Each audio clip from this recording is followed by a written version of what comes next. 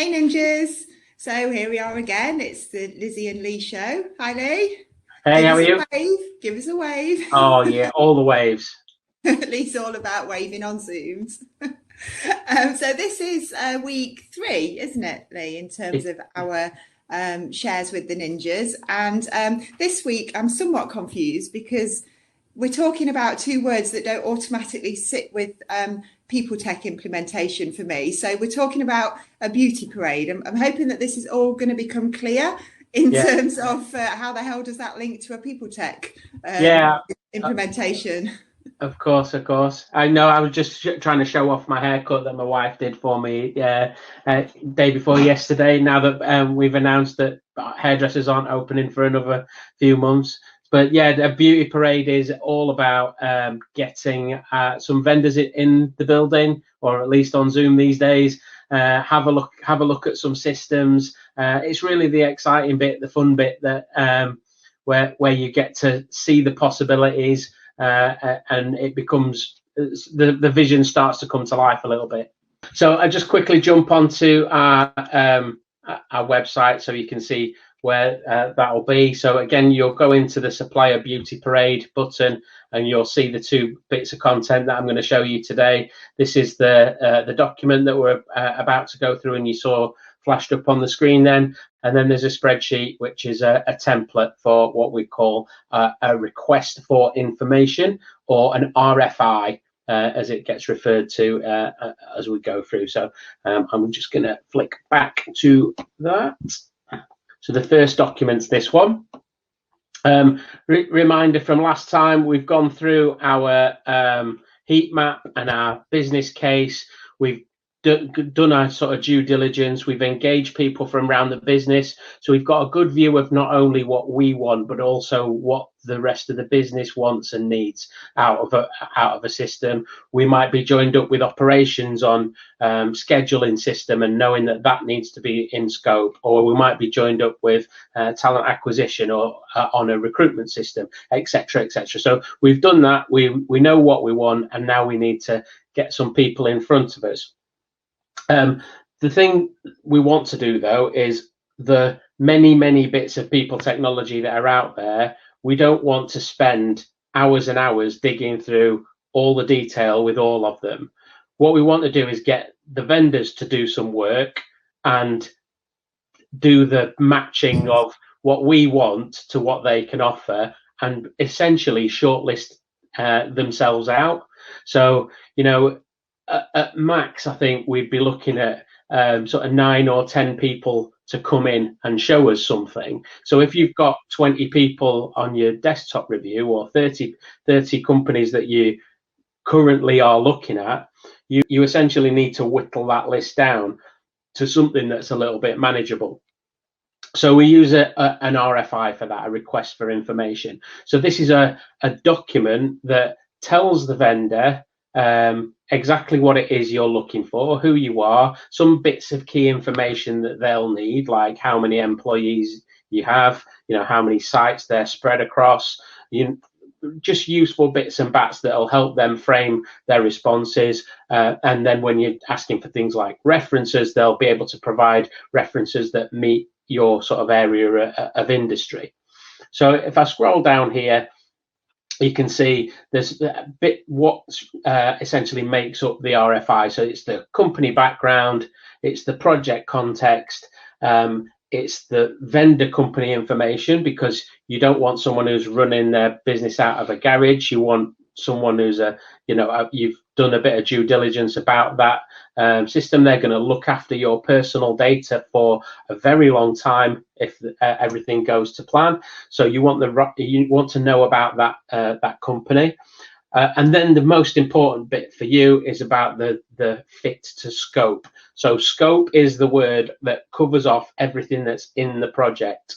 So you'll hear project managers all the time talk about what's in scope and what's out of scope. And the out of scope is their favorite way of getting out of doing a thing that sounds like a really good idea. It's out of scope. So yeah, get the vendors to tell you we're great at that, or we're not very good at that, and effectively give you the information to say, well, if you can't do this thing that's red on my heat map, there's not really a lot of point in us talking. So let's shortlist you out of the demo. So we'll go through the template a little bit in a second, but I'll just take you through this document quickly. We've got the this into sort of 6 quick steps. So we fill in the template with our information, and we fill in the scope, and then we ask the vendor to complete their bit of it and send it back. And these are normally done in a fairly formal way with an email asking them to confirm that they've received all the information that you've sent, and a deadline for submission. That again is a good way of weeding out people who you potentially don't want to work with, because if they can't meet the deadline for an RFI, assuming it's a reasonable one, they're not going to be able to meet the deadline for a project, because an RFI is a much smaller bit of work. So at this point, you've obviously seen the heat map before. This shot here is from the RFI template itself, so it's a good segue to me jump across to this this template. So again, it's just an Excel spreadsheet that you can flip between the tabs. We'd fill in our own company information here to say this is an RFI for X company. We then, on the next tab, introduce our company, give them some background, as I said, give them some information on the company itself to help them understand what it is that they're bidding for. And then we'd give them an overview of a project. So this is stuff that you can effectively just clip out of your business case if we've done the business case properly. It's setting the scene, it's setting the aspirations of the project, it's being clear with the objectives that we're setting for the project, and importantly laying out some timescales, because timescales may be important, particularly if you've got readiness space on your heat map that is at the end of life of a system. So if a system comes out of support, that will be your cut-off date where you absolutely want that project to be live. So these are things that are really important. Some companies might have a great product for you, but might not be able to hit the timeframes that you want. And this sort of level of information will also help companies weed themselves out of the process. So yeah, we can't do that, so we'll not bother filling in the rest of the form. We'll just say, thanks for your RFI request. We're not going to be able to contend because of X, Y, Z. So again, whittling that list down to people who can meet your demands. And then we ask them to start doing some work. Now, vendors are very used to getting this type of request. It's pretty much standard in IT software procurement. So it's not just HR technology that uses these kinds of things. It's everything from back office systems or web design or anything. Are very much used to getting these things.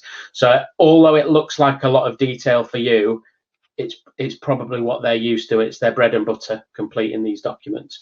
So they fill in their details, who they are, and then what we're asking them to do here is match themselves against our heat map. So these things here match up against what we have recorded, and we're saying fill yourself in 1 to 5 on how you can meet these high level areas. So that we're not telling them immediately what's on our heat map and what's important to us. We're just asking them to fill these in and give themselves a rating. Now, if a vendor comes back and it's 5 in all the boxes, you might suspect that they might not be being completely honest with themselves about how they are, because there's always someone who's better at something than you in the market. So that's a red flag straight away. But you may still choose to invite them on to the next stage so that they can put their money where their mouth is. But yeah, this will give you a good view of, again, help you shortlist against your heat map to see what against particularly your red areas and some of your amber areas, who's doing well and who's not so much. That makes sense? Yeah, totally. And it's just making me, as I'm sitting looking at this, I'm thinking, oh my God, Lizzie, if I hadn't have got to know you, Lee, and if you hadn't have been sharing these really useful tools, I would have literally gone down a rabbit hole with this, with the company that I'm working with, because there is so much structure, great structure here that means that the conversations that you're having with potential vendors are more kind of controlled. And what I mean by that is, I would have just like gone on Google or whatever, gone for a recommend from someone, contacted a company and said, do you want to come and talk to me about what you can offer? And that way, it's like it's all arse about face, isn't it? Because actually they're in control then. And all this is showing me here is that actually I need to be in control of those conversations. Yeah, you absolutely do. And when we come in a few weeks to talk about negotiations, that's exactly why. Because if they're in control of the conversation and they're in control of the process, if you've invited them in, you've effectively given a lot of your power away. All they've got to do is dazzle you in a meeting, tell you how much it costs, and when you go, oh, that's a bit much, they'll say, oh yeah, that's sad, isn't it? But that's how much it costs. Whereas if you've got this in front of them saying, well, you don't do that, you don't do that, and you don't do that, but this other company that we're looking at do all of those things, then the only thing they can do is offer you a better price, and that's how they have to win. So this whole process is designed to keep the power in your hands and keep you in control of the conversation, because they want your business. They should fight for your business and not the other way around. Yeah, makes sense. Good. Awesome. Okay. So we've got to a point where we're sort of getting this information back. Again, similarly, we've got the high level scope of our project. So this gives them a little bit of a view. So you hear these things referred to as requirements. So the system should be able to do this. The system should be able to do that. Now you can go to as much detail or as little detail as you want on requirements. You know, I'd certainly say that to the extent of you know, a user story, you know, managers must be able to log in and see employee details, or employees must be able to log on and view their pay slips. You know, these kinds of things you should try and document in here as you want. And we've given you some examples on here. So these are the high level ones. So again, we've just talked through the sort of specific requirements and the filling in that RFI and getting that into a good place. We'll then send that out, but it might be worth checking in with other parts of the business again about the RFI. So think particularly IT will be interested, because they'll have questions around security and all that lovely IT stuff. So your time frames need to be able to sit around everyone who you want to have involved in your review process. So the classic thing to do is for, you know, HR or whoever to bring someone in to talk about an HR system, and just down the road the ops team are bringing in the scheduling company to talk about scheduling, and really the two things aren't joined up. Or maybe they're both talking to the same company and it's great and we've got something going on, but we're getting cross wires about what each team wants. So again, it's time to just have a sense check at the point of you sending RFI that, one, everybody's represented who needs to be, and two, the timelines work for any key stakeholders that are involved in that process. So if you're going to run demos on week X, is nobody's on holiday or anyone's got any other major engagements that they can't sort of move around to accommodate going through this process. So hopefully that makes sense. Yeah, totally. So would you say then the best thing to do with this is that you've got all of those key stakeholders around the table then? So when you're inviting people in to do the demos, the beauty parade, that you've actually got all your decision makers there. Is that why you were talking about making sure people are in the business? Yep, absolutely. Yeah. And it's not to say that they must attend, but it's to say that you have to give them the option to attend, because if you don't, then, well, so why wasn't I consulted on this, and this is wrong because of X, Y, Z. Whereas if you've invited them and they can't attend, you've invited them, and you know, they could send us someone else in their stead, or you know, as long as you've engaged the right people in the business, you'll find that pushing that project through later on down the line is a little bit easier. Yeah.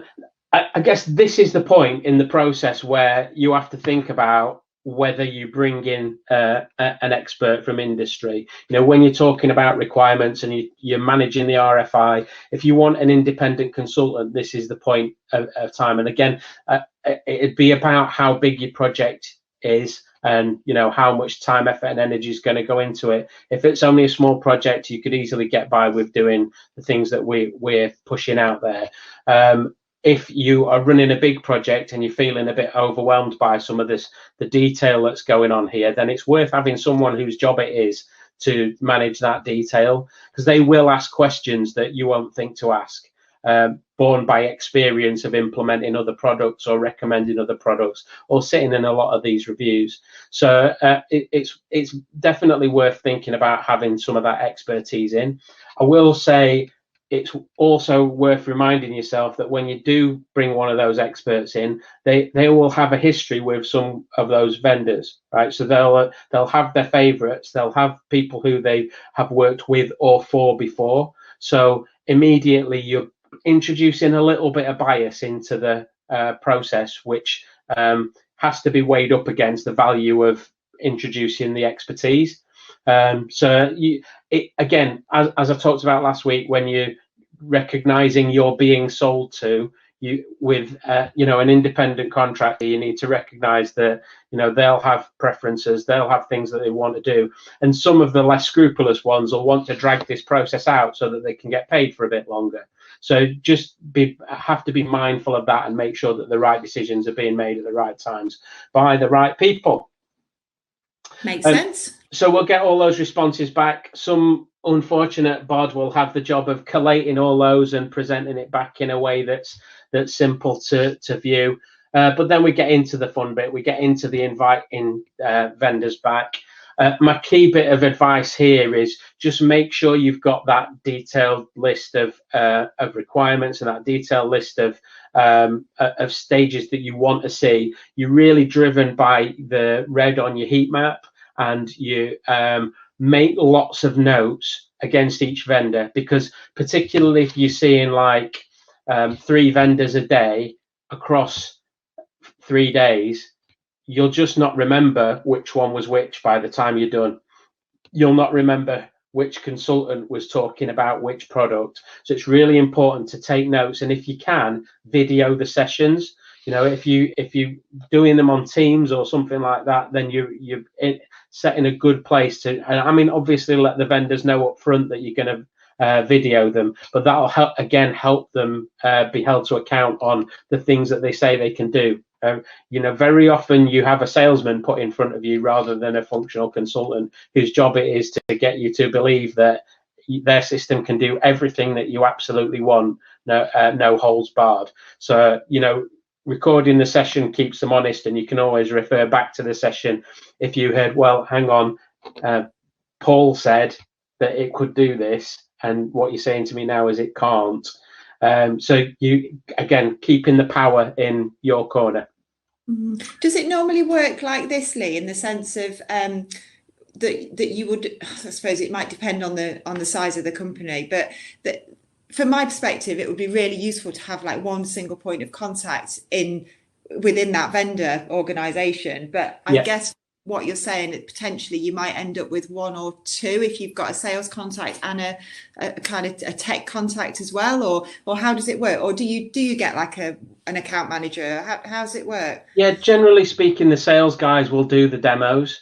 So you'd normally have an account manager and your sort of sales lead, but you'd only really be involved with the sales lead up to the point where you get onto the sort of detailed stage, and potentially if there's complex things that you're asking for, the sales lead will bring some help in, bring in one of the techs, or if you're asking for sort of bespoke work or anything like that, they'll often ask for help. But normally you'll have a single point of contact who'll lead the sort of decision from the vendor's side, but they might come with help. Again, they're trying to sell to you, so don't be surprised if lots of attractive people appear. trying to win you over and win your bid. It's definitely worth, again, having good representation in the room, and just staying on point with exactly what it is that you need. Okay, makes sense. Cool. Okay, so as I said, the idea of this is to whittle us down from about 10 or 12 systems to sort of the three or four that we're going to go into a lot of detail with. Hopefully there's enough information here for you to make a decision and whittle those down. And people will have their favorites, and you'll need to have a well, if it comes down to it, whoever's the exec sponsor is going to be the decision maker. So maybe you're trying to whittle it down to 3 systems to come into the detail process, and you've got 2 that you think are favorites, but then you can't decide between the other 2. Either they have to make a decision to take 4 through, or make a decision which one it is to knock on the head. But and you have to be a little bit ruthless at this point, because you genuinely can't creating more work for you the more vendors that you bring through. So trying to get yourself to a sensible number is I guess what this bit of the process is about. So yeah, that's all we've got to talk about today. That gets us through our beauty parade. It gets us to look at the different systems at a high level. Again, remembering not to get dazzled by the thing that is not what you need. It's great to have things that add additional value, but you have to focus on the problem that you were originally trying to solve. Yeah, that makes sense. So I've got a question, just going back to the start of things then. So thinking about where we got to last week in terms of building out that business case and filling out that lovely spreadsheet that you gave to us, and then moving on to this week where we're talking about, like you say, whittling down the number of vendors. There's a bit in between that for me that I'm just a little bit unsure on, and I could probably do with some advice, because in terms of even knowing what vendors are out there, knowing whether or not it's a vendor that might suit my organization or not. So what I'm learning is that different sizes of organizations suit different vendors. So that was new news to me a few weeks ago, but obviously I'm learning as we go through this. So for me, if I've created my business case and I'm thinking, right, okay, my next stage is I need to go and get a look at some vendors. How do I bridge that gap there, apart from kind of putting a note out on Ninjas and saying, who can you recommend, or talking to friends and colleagues in HR, or just Googling it? Like, I would definitely use your network. I mean, Element Suite as an example, we look for clients with 500 employees and above. So that's a good example of we'd whittle ourselves out of a conversation if it was for a company with 200 employees, for instance. But the best way, I think, to sort of handle it, I mean, it's difficult, right? Because for all the reasons we've talked about, there's hundreds and hundreds of different people tech products out there that are available. And if you speak to one of your colleagues, and they say, oh, I went on holiday to Greece and it was amazing and this was where we went, you could go on holiday to Greece to where they went and hate it, because it's not the things that are fit for you. So I think my own view is that you think about your contacts in the industry that have a similar organization to yourself, that you've heard talk about similar challenges to yourself, and try and sort of veer in on them and get recommendations from them.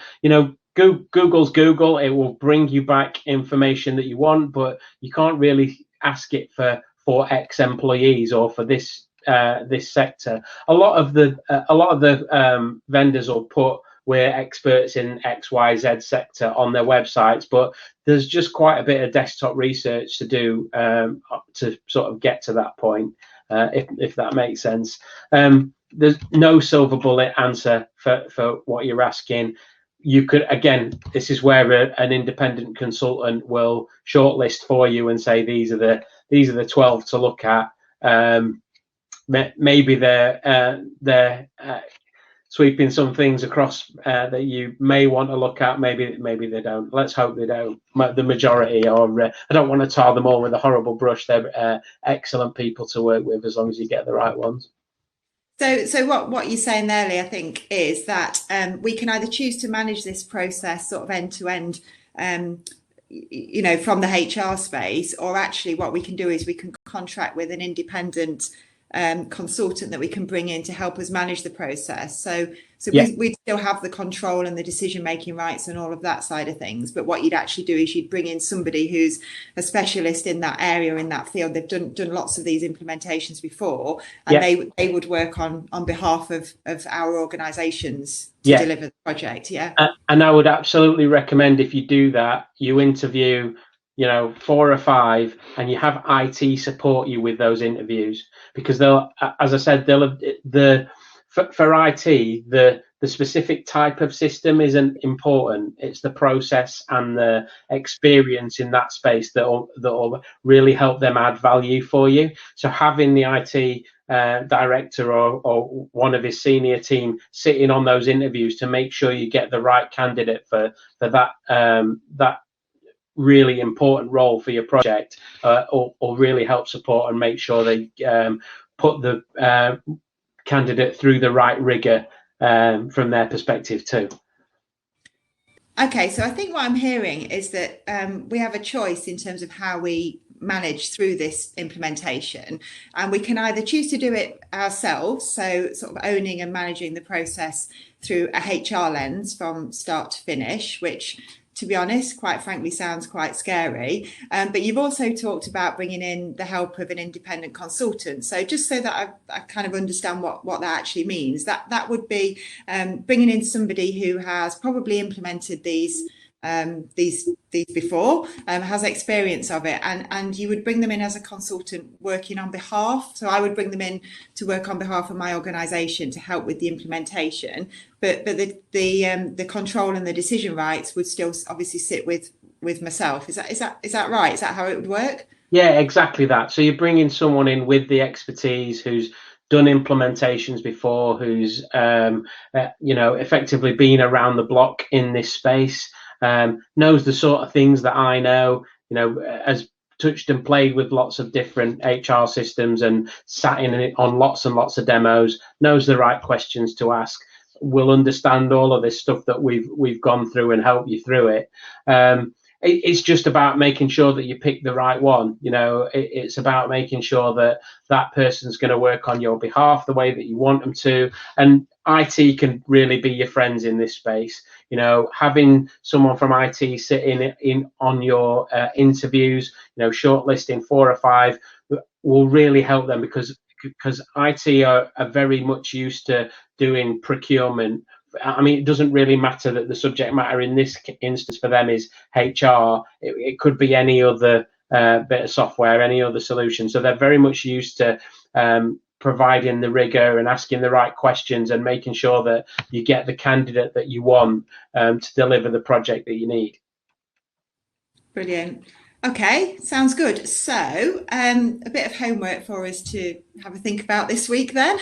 Yeah, always. You never get away scot-free. So what have we got coming up next time then? Yeah, so next time we're going to start the journey on the other side of the map that we talked about, which is about making sure the business is in a good place to get started.